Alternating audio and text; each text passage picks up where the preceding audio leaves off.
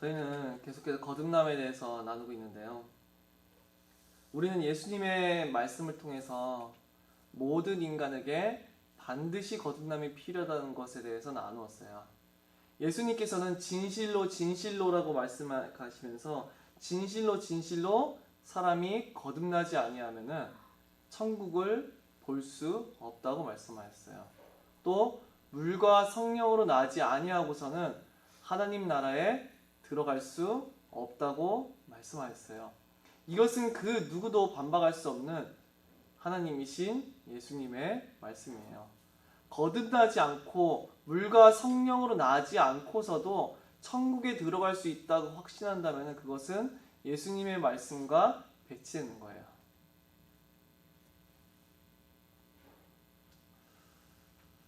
그래서 물과 성령으로 난다는 것, 이것에 대해서 오늘 더 나눠보려고 하는데요. 우리가 처음 났었을 때는 육신을 따라서 났어요. 육으로 난 것은 육이요, 영으로 난 것은 영이라고 예수님께서 말씀하셨어요. 우리는 아담의 후손을 따라서 첫 번째 육신을 따라서 난 사람의 자녀로 이 세상에 났어요. 그렇게 우리는 하나님의 자녀가 될 수 없어요. 하나님의 자녀가 되려 한다면 하나님으로부터 난 자가 되어야 돼요. 사람에게서 난 자가 아니라 첫 번째 출생이라고 할 수 있는 우리의 육신적인 부모를 따라서 난 육신의 몸, 즉 육으로 난 것은 육이 아니라 새롭게 성령으로 난 영으로 난 것은 영이니 다른 출생이 필요하다는 거예요. 이전과는 다른 어머니 뱃속에서 육신을 따라서 났던 그 사람의 자녀가 아닌 하나님의 성령을 따라 난 하나님으로부터 난 즉 다시 거듭 태어난 하나님의 자녀가 되어야지만 하나님 나라에 들어갈 수 있다는 거예요. 거듭나게 하심은 성령께서 거듭나게 하시는 역사는 마치 바람과 같아서 우리가 바람이 눈에 보이지를 않아요. 바람이 저기 존재한다, 여기 존재한다 이렇게 할 수가 없어요. 그죠? 어느 순간부터 이 바람이 여기에 불기 시작했지? 잘 몰라요. 그렇죠? 이 바람이 어디서부터 지금 이렇게 불어오는 건지 몰라요. 하지만 분명한 것은 이 바람이 어떻게 부는지 어떻게 이동하는지는 알 수 없지만 이 바람이 분명하게 분다는 사실은 우리가 느낄 수 있어요. 피부로도 느끼고 바람에 흩날리는 어떠한 풀을 본다든지 나무를 본다든지 이걸 보면서도 느끼고, 그죠? 그리고 바람의 소리를 들으면서 느끼고, 이 바람을 정확하게 예측할 수 없고 측량할 수 없지만 이 바람이 부는 사실이 명확하게 흔적을 남겨요. 그죠? 이 바람이 분다는 것은 눈에 보이지 않고 예측할 수 없기에 마치 실존하지 않는 어떠한 추상적인 그런 것이 아니라 확실하게 이 바람이 불면은 나무가 흩날리고 먼지가 날리고 확실한 증거를 남겨요. 예수님께서는 성령이 일하심도 이와 같다고 말씀하셨어요. 즉 눈에 보이지 아니하고 언제 역사하는지 우리가 예측할 수 없는 성령의 절대 주권적인 사역 하에서 우리의 뜻이 아니라 자기의 뜻대로 한 사람을 거듭나게 하신 그 성령의 역사는 우리가 측량할 수 없고 우리가 잴 수 없지만 가장 확실하게 이 사람에게 증거로서 나타난다는 거예요. 우리가 장속의 미생물의 미생물이 어떻게 활동하고 있는지 잘 몰라요. 그죠? 세균이 지금 워낙 작아서 눈에 안 보이고 박테리아 이런 게 어디서 안 보여서 잘 모르겠지만 하여간 그렇게 눈에 보이지 않아서 잘 몰라요. 근데 성령의 역사가 그렇게 잘 안 보이는 역사가 아니라 그 말이에요. 바람이 부르면은 확실하게 흩날리고 확실하게 소리가 나고 확실하게 풀이 날리고 하는 것처럼 성령의 역사는 반드시 성령에 거듭나게 하시는 역사는 한 사람 영혼 가운데 그 영혼의 확실한 변화를 일으키신다는 거예요. 우리가 아이가 어머니 뱃속에서 처음으로 태어났었을 때 그 이전과는 완전히 다른 것을 경험하게 돼요. 어머니 뱃속에서 듣고 보고 느낄 수 있는 것과 어머니 뱃속에서 난 후에 보고 겪고 느낄 수 있는 것들은 완벽히 격변이 일어나요. 그렇죠? 같은 것을 경험할래야 같은 것을 경험했다 할 수가 없을 만큼 완전히 새로운 변화였었어요. 첫 번째 출생이. 근데 이 두 번째 출생 성령으로부터 하나님의 영으로 말미암아 하나님의 자녀가 되는 이 두 번째 다시 태어난 이 거듭남은 그와 같다는 거예요. 그냥 막연하고 추상적인 어떠한 것이 아니라 이 거듭남이라고 하는 것은 그 이전과 전혀 다른, 불신자의 상태와는 전혀 다른, 불신자들이 쫓고 있는 것과는 전혀 다른, 불신자들이 보고 느끼고 경험하는 것과는 전혀 다른 것을 보고 경험하고 느낀다는 거예요. 이것은 어떠한 추상적이고 혹은 인위적으로 만들어낼 수 있는 어떠한 그냥 일순간적인 그런 감정적인 한순간의 그런 감동이 있잖아요. 그냥 찬양 틀어놓은 것 그냥 계속 불러도 감동을 와요. 막 그냥 막 심리적으로서 막 자기 힘든 거 막 토로해도 마음의 안정은 찾아온다고요. 사람이 자기의 고민을 막 몇 시간씩 들어줘도 뭔가 기분이 좋아지고, 콘서트장 같은 데 가도 내 기분은 좋아져요.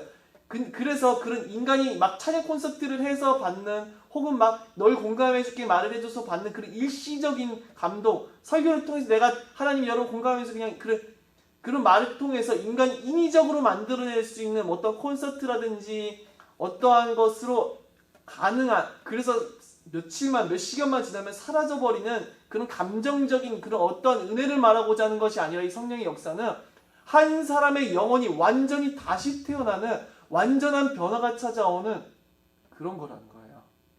이것은 절대로 어떠한 심리적인 몇 가지 깨달음 수준을 얘기하는 것도 아니고 몇 가지 변화를 의미하는 것이 아니라 그 사람의 완전한 다시 태어남이에요.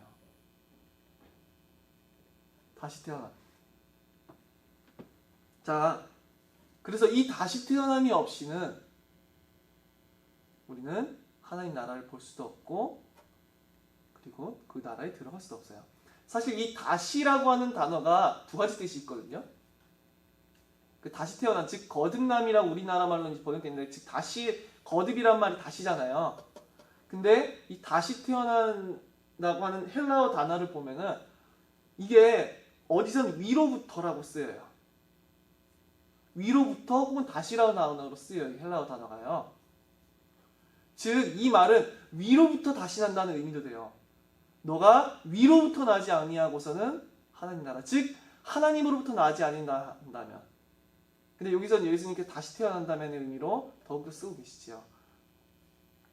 자, 우리는 이것이 무슨 의미인지에 대해서 더욱 명확하게 알아가야 돼요. 예수님께서 이 거듭남에 대해서 말씀하시니까 니고데모가 뭐라고 대답하냐 하니까, 니고데모가 대답하여 이르되 어찌 그러한 일이 있을 수 있나이까? 이렇게 물어봐요. 아니 어떻게 이 거듭남이라고 하는 게 가능한 것이냐니까, 니고데모는 첫 번째 예수님께서 성령으로 거듭난다고, 처음으로 거듭난다고 하셨었을 때도 사람이 늙으면 어떻게 날 수 있사옵나이까? 두 번째 모태에 들어갔다가 날 수 있사옵나이까? 이 다시 태어난다는 말이 어머니 뱃속에 다시 드러났다 나오는 것인 걸로 착각했던 거예요. 그러니까 예수께서 뭐라고 대답하시냐니까, 예수께서 그에게 대답하여 이르시되 너는 이스라엘의 선생으로서 이러한 것들을 알지 못하느냐. 이스라엘의 선생인데 이런 걸 왜 모르냐는 거예요. 물과 성령으로 다시 태어나야 한다는 말, 이 말을 너가 왜 이스라엘 선생이면서도 모르냐. 이 니고데모에 대한 설명이 앞서 나오는데, 이 니고데모는 바리새인이었었고, 그리고 사내들인 공의에 속해 있었던 그런 높은 지위의 율법 연구자이자 유대인의 지도자였어요. 별거 아닌 사람이 아니에요, 이 사람이. 참고로 이 사내들인 공의에는 예수님을 십자가에 못 박기로 판결하고 로마에 예수님을 넘겨줬었던 이 이스라엘의 최고 우두머리 집단이었었죠. 거기에 소속되어 있는 사람이 니고데모였어요. 이 니고데모가 바리새인으로서 누구보다 율법에 대해서 능통할 것임이 분명함에도 이 니고데모는 예수님께서 하시는 말을 듣고 이게 무슨 소린가 전혀 이해하지 못하고 있는 거예요. 이 말은 왜 그러냐? 이미 구약에 약속되어 있고 구약에서 말하고 있는 것이기 때문에 그래요. 참고로 바리새인은 지금 우리가 가지고 있는 구약 성경 있죠? 이걸 전부 믿었어요. 근데 이 서기관들, 이 사람들 같은 경우에는 이 모세오경만을 믿고 있었어요. 모세오경만을 믿는 것이 아니라 성경 전체를 믿는 것이 바리새인이었었고, 율법을 실제로 적용하기 위해서 부단히 연구하고 노력했던 사람들이 바리새인들이었었거든요. 근데 이 바리새인임에도 불구하고 니고데모는 성경에서 분명하게 말하고자 하고 있는, 이미 구약 성경에서 약속되어 있었던 물과 성령으로 난다는 것에 대해서 부지한 거예요. 자, 이것은 먼저 민수기의 19장에 보니까 물을 뿌리는 예식에 대해서 아주 민수기 19장에서 잘 나오거든요. 이에 정결한 자가 암송아지의 죄를 거두어 진영 밖 정한 곳에 둘지니 이것은 이스라엘 자손 회중을 위하여 간직하였다가 부정을 씻는 물을 위해 간직할지니 그것은 속죄제니라. 자, 하나님께서는 율법의 규례 중에 무엇을 주셨냐 하니까 정결케 하고 속죄하게 하는 암송아지의 죄를 뿌리는 의식을 명령하셨어요. 암송아지를 태운 다음에, 암송아지뿐만이 아니라 백향목, 우슬초, 홍색씨를 태운 그 재가 남잖아요. 다 태우고 나면은 그 재를 가지고 부정을 씻는 물로 썼던 거예요. 그 13절 이후에 보니까 누구든지 죽은 사람의 시체를 만지고 자신을 정결하게 하지 아니한 자는 여호와의 성막을 더럽힘이라. 그가 이스라엘에서 끊어질 것은 정결하게 하는 물을 그에게 뿌리지 아니하므로 깨끗하게 되지 못하고 그 부정함이 그대로 있음이니. 이것은 또한 부정하게 된 자, 하나님의 법에 의해서 정결과 부정의 규례가 있었는데 부정하게 된 자를 정결하게 해주는 의식이었었어요. 이것이 구체적으로 어떻게 뿌림바 되었었냐니까 그 17절부터 보면은 그 부정한 자를 위하여 죄를 깨끗하게 하려고 불사른 재를 가져다가 흐르는 물과 함께 그릇에 담고. 자, 죄를 깨끗하게 하려고 불사른 재를 흐르는 물과 함께 둔 다음에 정결한 자가 우슬초를 가져다가 그 물을 찍어 장막과 그 모든 기구와 거기에 있는 사람들에게 뿌리고, 그래서 그것으로 정결하게 되었던 거예요. 그 20절 넘어가 보니까 정결하게 하는 물로 뿌림을 받지 아니하였은즉 부정하니라. 이 태운 잿물을 물과 함께 우슬초에 찍어서 뿌려서 정결케 하는 의식을 행했던 거예요. 자, 우리가 생각해 볼게요. 잿물을 뿌린다고 해서 사람이 정결케 되나요? 정결케 될 수 있나요? 그 물 뿌린다고 정결케 되겠어요? 근데 실제로 카톨릭은 그렇게 주장해요. 희한하죠? 카톨릭은 물과 성령으로 난다는 것을 물 뿌리는 그 물이 자체가 사람을 거듭나게 하는 효력이 있다고 말해요. 이 물이 뭔데요? 이 물이 그냥 H2O가 무슨 효력이 있었겠어요? 이 잿물을 뿌리는 의식은 미레이스, 참된 물의 뿌림의 예표일 뿐이었어요. 우리가 속죄제의 제사와 제물이 실제로 한 사람의 죄를 속하여 주는 기능이 있다고 했나요? 없다고 했나요? 없다고 말씀드렸어요. 인간의 죄는 인간의 죄가 대속해야 되고, 인간의 죄는 단지 짐승만을 죽여서는 해결이 안 돼요. 근데 왜 하나님께서 구약의 그 모든 피로 말미암는 제사를 율법으로 주셨었지요? 그것은 미래에 있을 원형의 제사, 그걸 예표하는 거였어요.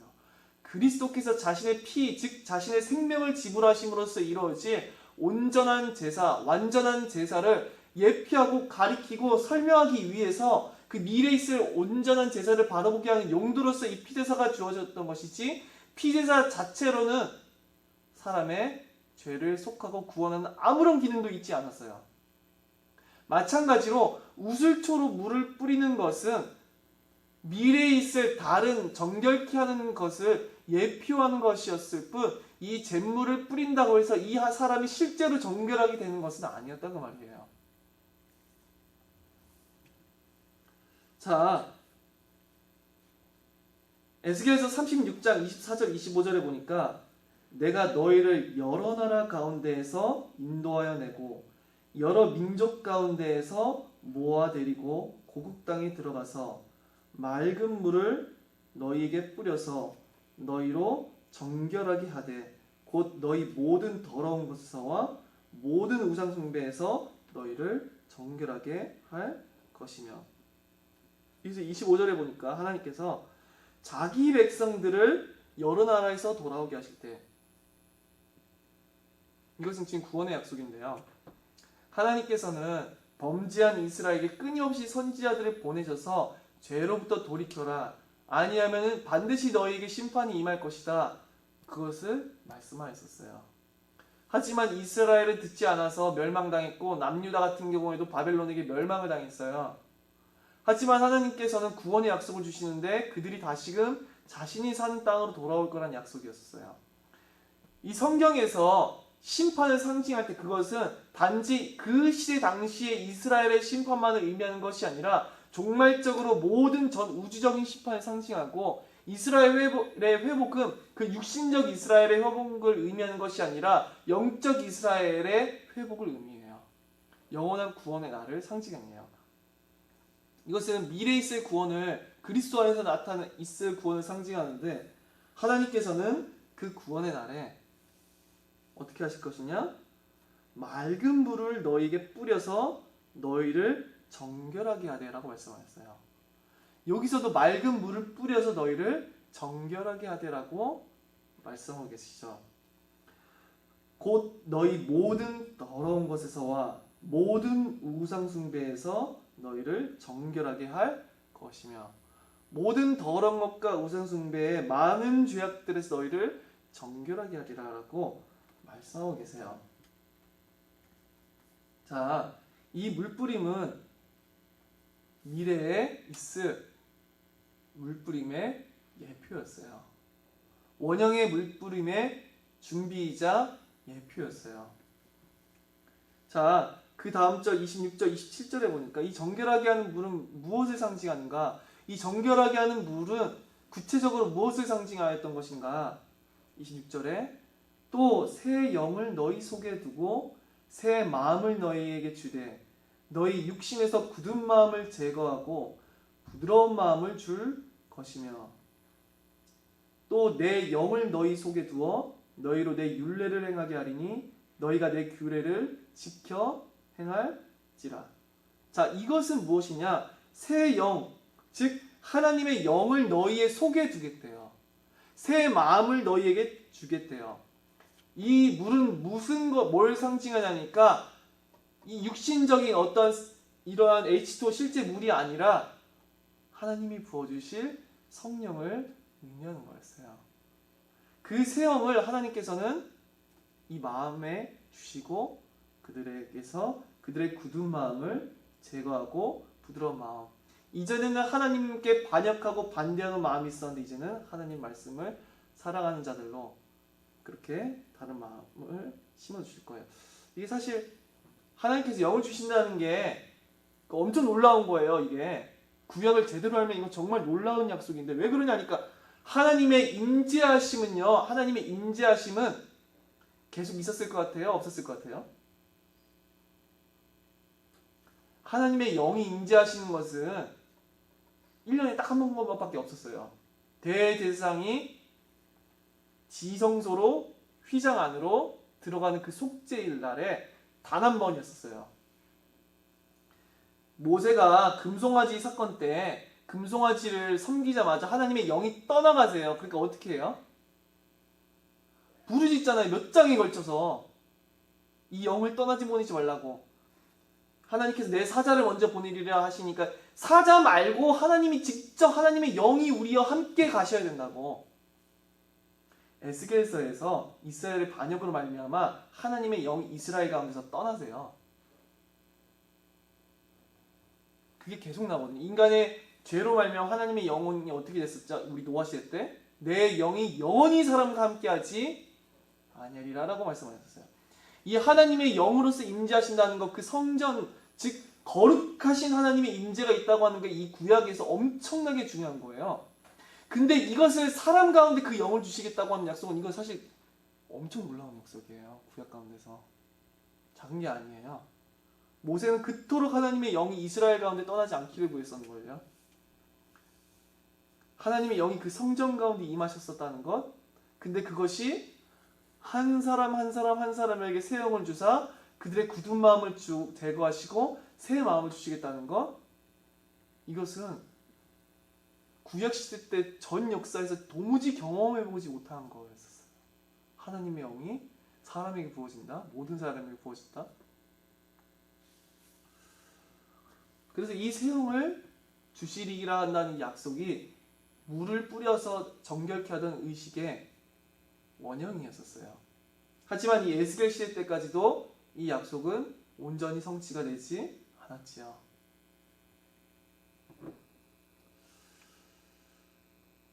이 성령이 오시게 되면은 어떠한 특징이 있냐니까 에스겔서 그 36장 31절로 넘어가면 그때 너희 악한 길과 너희 좋지 못한 행위를 기억하고 너희 모든 죄악과 가증한 일로 말미암아 스스로 믿게 보이리라.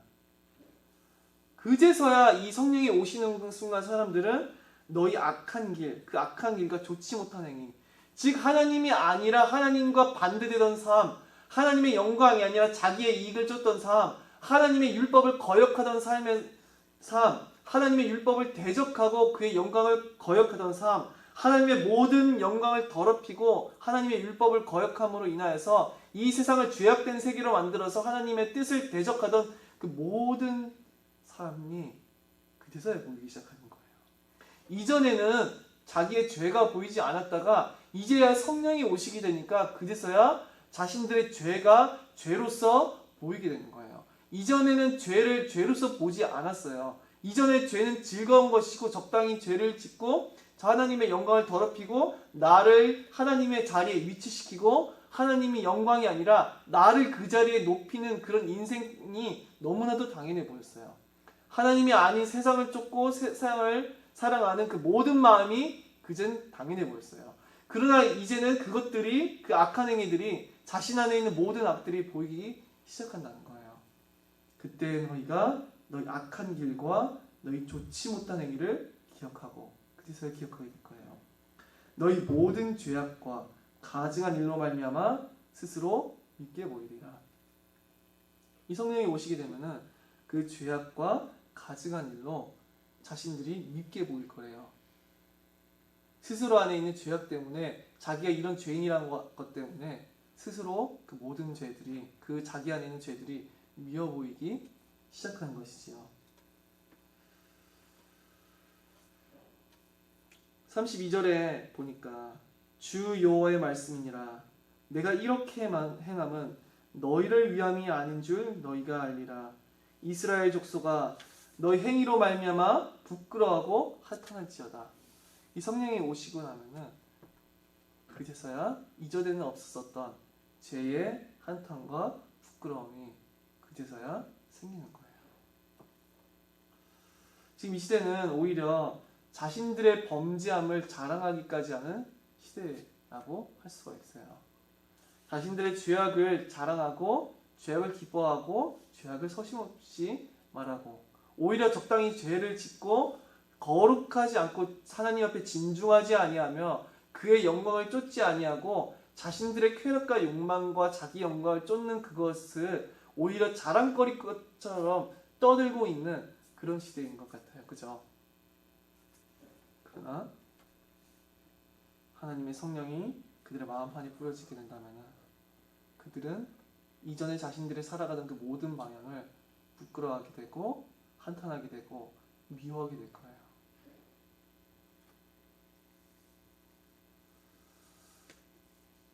하나님께서 단지 이걸 미워하게 하시는 것뿐만이냐 26절 27절에 육신에서 또 새 영을 너희 속에 두고 새 마음을 너희에게 주되 너희 육신에서 굳은 마음을 제거하고 부드러운 마음을 줄 것이며 또 내 영을 너희 속에 두어 너희로 내 율례를 행하게 하리니 너희가 내 규례를 지켜 행할지니라.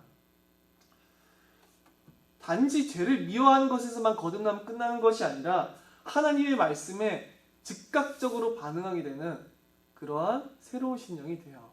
이전에는 하나님의 말씀을 아무리 들어도 그들은 굳은 마음이어서 도무지 그들의 마음판에는 하나님의 말씀이 새겨질래야 질 수가 없었어요. 하나님의 말씀을 들은 것을 욕으로 여기고 하나님의 선하신 말씀을 더러운 것으로 취급하고 하나님의 거룩하신 말씀을 그들은 가장 듣기 싫어하는 욕설로 여기고 하지 말아야 할 말로 여기던 것이 부패한 인간의 본성이었어요. 그들은 하나님의 거룩하심을 증오하고 하나님의 절대적인 영광을 증오하고 하나님의 주권을 증오하고 하나님의 통치를 싫어하고 자기 자신을 주인으로 삼고 자기 자신을 통치자로 삼고 오직 하나님이 자신의 영광을 드러내시고 높이시는 분이 아니라 자신들의 뜻과 유익과 안녕을 위해서 존재하는 그런 신이라고 그렇게 믿고 살아가던 자들이었어요.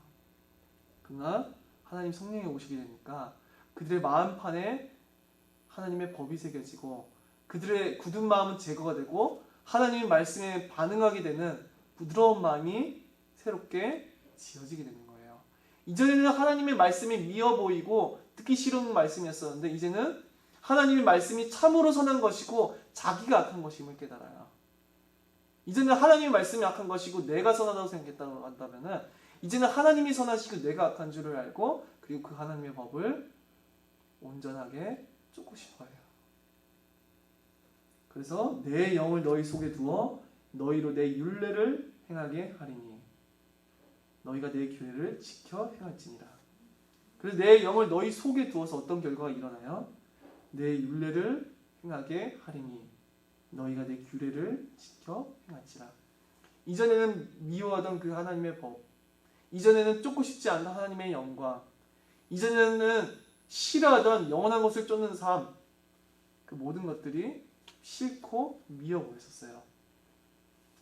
그 이전에는 세상에 있는 것들만이 전부이고 세상에 있는 것들만이 그들에게는 원하는, 소망하는 전부였어요.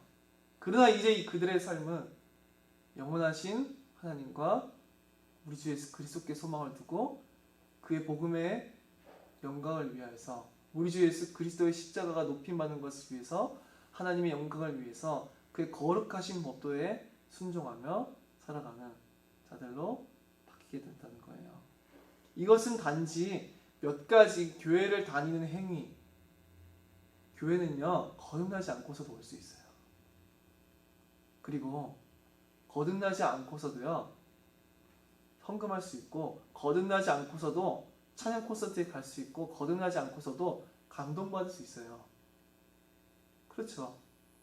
거듭나지 않고서도 감동받을 수 있어요. 인간이 인위적으로 만들어낸 음악과 조명과 막 열심히 몇 시간씩 자기 마음을 토로하게 되다 보면 뭔가 마음이 풀린 것 같으면 그걸 은혜라 생각하거든요.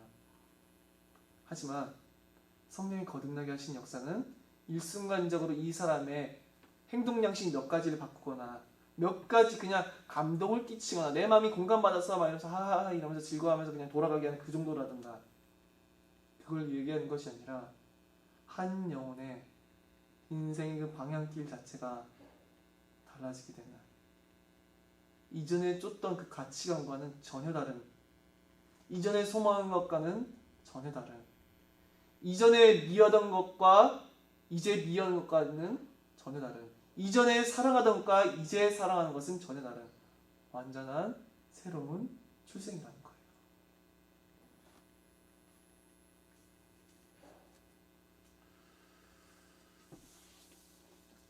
그래서 그 29절에 보니까 에스겔 36장 29절 내가 너희를 모든 더러운 데에서 구원하고 곡식이 풍성하게 하여 기근이 너에게 닥치지 아니하게 할 것이며 하나님께서는 그래서 모든 더러운 데서 그들을 구원하실 거예요.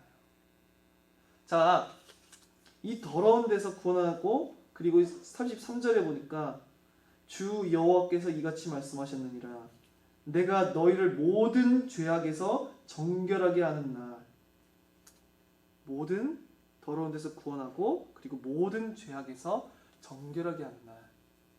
그들의 마음에 정결한 것. 이전에 구약에서 물 뿌리는 것은, 잿물을 뿌리는 것은 아무런 효력도 그 사람의 양심과 마음 가운데 어떠한 변화도 일으킬 수가 없었어요. 그러나 이제 성령의 오심은 어떤 역사를 일으키냐? 실제로 그들 마음판에 역사하는 실제적인 역사였어요. 그들의 본성 가운데 역사하는 실제적인 역사였어요.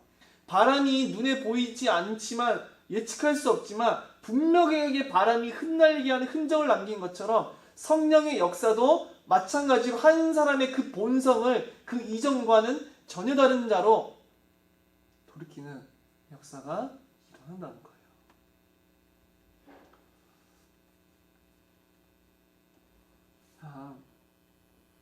예수께서는 거듭나지 아니하고서는 천국에 들어올 수가 없다고 말씀하셨어요.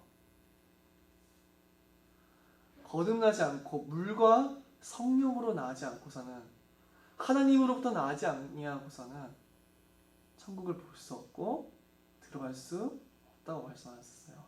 근데 안타까운 사실은 이렇게 말을 해도 대다수의 사람들은 자신의 구원에 대해서 너무나도 큰 확신을 가지고 있기에 단 한 번도 거듭남에 대해서 고민을 하지 않고 넘어가게 돼요. 내가 과연 하나님의 성령으로 거듭난 자인가? 라고 하는 이 질문을 무쓸모한 것으로 여겨요. 왜냐? 자신들이 어떠한 경험과 종교생활과 자신들이 행해왔던 어떤 것들로 인해서 그것들을 자기 의로 여기고 그것들을 근거로 자기 구원의 근거로 삼는 거예요. 그러나 말씀드렸었죠? 거듭남이 없이도 모든 종교 활동을 다 할 수 있어요. 거듭나지 않고서도 감동받을 수 있고, 거듭나지 않고서도 체험할 수 있고, 거듭나지 않고서도 감동받을 수 있고, 거듭나지 않고서 눈물을 흘릴 수 있어요. 그때는 다 외적인 현상이에요. 하나님의 참 성령으로부터 오는 그리스도 안에서 주어지는 참된 감동, 그 감동은 이 세상에 의해서 누군가 위로해주기 때문에, 이 세상에 있는 문제가 해결되기 때문에 오는 감동과 소망이 아니에요. 도리어 영원한 것을 바라봄으로 인하여서 오는 평안과 감동과 사랑이에요. 눈에 보이는 것이 해결됨으로 인하여서, 눈에 보이는 것이 어떻게 잘 될 거라고 하는 그런 것 때문에 오는 감동이 아니라, 눈에 보이는 그 모든 것이 망쳐지고 다 무너진다 할지라도 내가 영원히 살아계신, 보이지 아니하나 확실하게 살아계신 우리 하나님과 우리 주 예수 그리스도 때문에 평안을 누리는 것이 참된 거듭난 사람이 누리는 평안이에요. 사람이 줄 수 있고, 사람이 알려줄 수 있고, 불신자들이 체험할 수 있는 어떤 심리적인 그런 안정과 그런 것이 아니라, 세상이 줄 수 없고 알 수도 없는 것이 거듭난 자가 누리는 참된 평안과 체험이에요. 그리스도인들은 참된 거듭난 그리스도 안에서 성령으로 인하여서 거듭난 자들이 누리는 모든 행복은 이 세상에 속한 게 전혀 아니라 도리어 저 영원한 나라에 속해 있어요. 그들의 소망은, 완전한 소망은 아직 성취되지 않아요. 거듭난 자들. 왜 그러냐? 더 지극히 높고 완전한 천국의 성취가 그들에게 이제는 남아있기 때문에.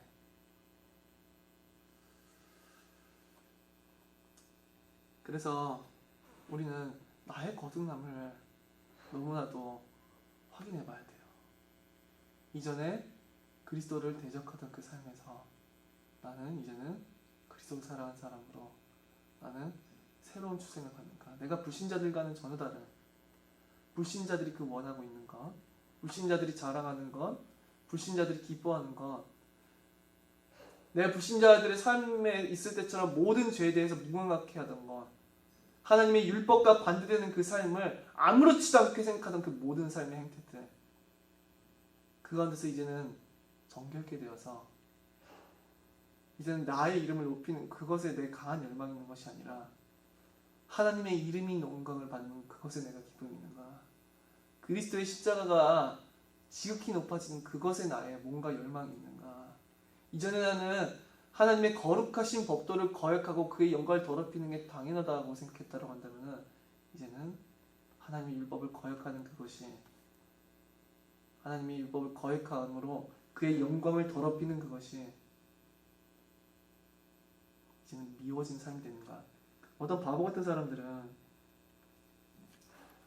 구원받은 사람이 얼마든지 죄를 지을 수 있다고 그렇게 얘기를 해요. 어떤 사람들은 회개 너무 많이 하는 게 죄라고 하는 멍청한 사람들이 있어요. 그 사람들은 진짜,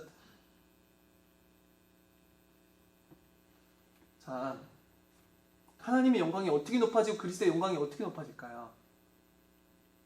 자, 구원받지 않은 사람이 사회에서 봉사할 수 있어요, 없어요? 있죠. 어느 정도 선을 행할 수 있어요, 그 사람들 자기 양심을 따라서. 근데 구원받은 사람은요, 무엇을 위해서 선을 행하는 줄 아세요? 나를 죄 가운데서 건져내사 의와 하나님의 거룩한 백성으로 삼으신 그 은혜의 영광을 위하여서 하나님의 율법의 복종이야. 하나님의 영광이 어떻게 더 높아질 것 같으세요? 찬양 한번 부르면 그냥 하나님의 영광이 더 높아지고, 물론 그것도 맞아요. 그러나 실제로 내 모든 삶 가운데서 어떻게 하나님의 영광이 더 높아질까요? 하나님의 법도를 진정으로 사랑함으로, 그의 법도에 순종함으로 그의 영광이 높아져요. 그의 법도를 내 목숨보다 소중히 여김으로 하나님의 영광은 더 높아진다고요. 자, 그리스도의 십자가의 복음이 어떻게 높아질까요? 그의 법도에 순종함으로 그의 영광은 높아지는 거예요. 그리스도의 십자가를 죄 짓는 도구로 만드는 사람들이 있어요. 유다서에서 말을 하는 것처럼 방종의 도구로 삼는 자들. 방종의 도구로서 죄사함을 받았으니 얼마든지 더 죄를 지을 수 있는 것으로. 그러나 실제 우리가 그리스도의 영광을 진실로 갈망한다고 한다면 그의 계명을 사랑하는 거예요. 우리가 하나님의 모든 계명 없인 여기면서 감동받고 있다 하면 그 거짓 감동이에요. 뭔가 왜곡되어 있어요. 그의 계명을 미워하면서 내가 뭔가 감동받고 있다? 하나님의 계명 얼마든지 다 거역할 수 있는 거야. 그것에 대해서 어떠한 양심에, 하나님의 계명을 거역하는 것에 대한 어떠한 슬픔과 어떠한 양심의 찔림이 없으면서도 막 예수 그리스도 안에서 은혜를 누리고 있네 이러고 하는 것은 다 거짓말쟁이들이 하는 말이에요. 그들은 그리스도를 사랑하지 않아요. 내가 여전히 그리스도를 이용해서 내가 감동받고 내가 나를 살리는 것이지. 무슨 감동이요 그게. 그러나 실제로 거듭난 사람들의 그 중심적인 삶의 목적과 방향은 우리 주 예수 그리스도의 복음의 영광이요 하나님의 영광이에요. 그러면 어떻게 되냐? 우리가 그의 계명에 순종해야 돼요. 그리스도께서 죄를 따라 살던 우리를 의를 위해서 하나님의 영광을 위한 자로 불러주셨어요. 그렇다면은 우리가 어떻게 하지만 그 복음에 합당하고 그 복음에 어떻게 하지만 영광을 돌릴 수 있는가? 그가 우리 죽으신 목적만큼 죽으신 그 이유대로 그 피를 헛되이 여기지 않고자 순종하는 거예요. 하지만 또 그 다른 쪽에 극단적인 사람들이 있는데 어떠한 분이냐 하니까 인간이 선을 행하기만 하면 얼마든지 그게 하나님께 연락되고 하나님께 선이 되리라 생각하는 착각이에요. 불신자들도 선을 행할 수 있고 불신자들도 착한 일 행해요. 그러나 그들의 행위는 하나님께 연락되지 않아요. 왜 그럴까요? 그들은 그리스도를 위해서 그걸 행한 것이 아니에요. 그들은 그리스도의 십자가의 복음을 위해서 그것을 행한 것이 아니에요. 나를 위해서 죽으신 그리스도를 위하여서 그것들을 행한 것이 아니에요. 하나님의 참으로 살아계신 하나님의 영광을 위해서 행하지 아니하고 복음을 위해서 행해지지 않는 모든 구원받지 않은 사람들의 행위는 하나님 앞에 하나도 연락되지 않아요. 기독교인들도 만약 그것이 인간적인 어떤 선행과 봉사 활동이라고 한다면 그것은 하나님께 영광이 되지 않아요. 항상 하나님께 연락되는 모든 선행은 어떻게 연락되고 어떻게 그의 계명에 대한 순종은 어떻게 하나님께 연락되냐 하니까 그리스도 안에서 그리스도의 복음을 위하여서 그의 영광을 위하여서 하나님의 영광을 위하여서 그리스도의 십자가가 헛되이지 아니하고 높임받기 위해서 행한 그 순종이 하나님 앞에 연락이 되는 거예요. 언제나 그래요. 우리는 모든 행위를, 어떤 선한 행위를 나타낼 때마다 생각해야 돼요. 우리는 나를 위하기, 나의 어떠한 유익을 위해서 선을 행한 자들도 아니고 의무로 어떠한 선을 행한 자들이 아니라 그리스도를 위해서 선을 행한 자들이고 그리스도를 위해서 그의 영광을 위해서 모든 것을 행하는 사람들이에요. 우리의 중심적 목적은 우리 주 예수 그리스도의 영광과 그의 복음이 높임과 헛되이 여김을 받지 않는 것과 하나님의 영광이 높임을 받는 것을 위해서 우리는 모든 선을 행하고 모든 종교 활동을 하고 모든 예배를 해요. 그것이 목적이에요. 그래서 참으로 거듭남으로 인하여서 이전에 살던 삶과 다른 그리스도를 위한 삶으로 나는 바뀌었는가? 이전에는 하나님의 말씀이 조금도 내 양심을 찌르지 않는 말씀드렸다고 한다면 이제는 하나님의 그 말씀에 내 영혼이, 내 마음이 참으로 부드러운 마음이 되어서 반응하며 슬퍼하며 때론 감사하고 감격하고 있는가? 이전에 살던 불신자들의 삶과는 전혀 다른 인생의 방향성이 있는가? 이전에 불신자들이 쫓던 그 꿈과는 전혀 다른 꿈이 있는가? 이전에 불신자들이 그렇게 사랑하고 그렇게 자랑하고 싶어하는 거, 그게 아니라 이제는 하나님의 영광이 진실로 내 삶의 목적과 방향인가? 물론 거듭난 자가 완전해지지는 않아요. 완전해지는 날이 우리에게 언제 있냐니까 우리 주 예수 그리스도께서 다시 오신 날이에요. 하지만 완전해지지 아니었을지언정 거듭난 자가 거듭나지 않은 자와 같은 행위와 같은 삶의 방향성을 가지고 있다는 것은 전적으로 잘못된 거예요. 180도 달라요. 그들이 쫓는 삶과 그리스도인들이 쫓는 삶은. 그렇겠죠. 이 거듭남이 없이는 하나님 나라에 들어갈 수 없다. 그렇다면 우리도 내 안에 참으로 성령이 오심으로 분명하게 나는 하나님을 모르는 사람들과 차이가 있을 거예요. 그들을 바라보시고 그들을 생각해 보세요. 그들이 무엇을 쫓고 있는지, 그들이 무엇을 자랑하고 무엇을 기뻐하고 있는지, 누가 그들의 삶의 주인인지를 살펴보세요. 그들은 내가 주인이며 나의 유익이 그들에게는 가장 중요할 거예요. 그러나 내 마음을 잘 살펴보세요. 나는 내가 어떻게 잘 되고 내가 어떻게 되는 것이 아니라 그리스도의 복음과 그의 하나님의 영광이 높아지기를 원하는지 마음판을 잘 살펴봐야 될 거예요. 기도하고 말씀을 마치겠습니다. 살아계신 하나님 아버지께 감사를 드립니다. 참으로 성령께서 우리 영혼을 거듭나게 하여 주시고 이 성령의 역사가 언제 우리에게 찾아왔는지, 언제 우리를 거듭나게 하셨는지, 언제 우리 안에 역사하셔서 하나님 쫓게 하셨는지, 언제 하나님의 영광을 우리가 보게 되었는지, 언제부터 우리가 주를 사랑하게 되었는지, 우리가 언제부터 세상보다 하나님을 더 사랑하게 되었는지 그것을 확신하게 알 수는 없으나 우리 안에 나타난 성령의 확실한 증거로 말미암아 하나님을 사랑하게 하여 주시고 하나님을 진정으로 쫓게 해주심을 감사드립니다. 참으로 성령님께서 더욱더 우리 마음 가운데 역사하여 주셔서 언제나 더욱더 밝히 우리 영혼 가운데 빛을 비춰주셔서 그리스도 안에 있는 영광을 더욱더 보여주시고 세상이 줄 수도 없는, 빼앗을 수도 없는 참된 평안과 감격과 감사 가운데 언제나 우리가 거할 수 있도록 크신 은혜를 허락하여 주시옵소서. 언제나 성령감이 우리 가운데 역사하여 주사 세상에 있는 영광이 아니라 영원한 영광을 쫓게 하여 주시고 세상에 있는 즐거움이 아니라 그리스도 안에 있는 즐거움을 쫓을 수 있도록 크신 은혜를 허락하여 주시옵소서. 하나님을 멀리하는 모든 마음이, 하나님을 대적하던 그 모든 마음이, 우리 안에 남아있는 여전히 부패한 그 죄의 본성들이 언제나 성령의 역사로 말미암아 정복될 수 있도록 크신 은혜를 허락하여 주시옵소서.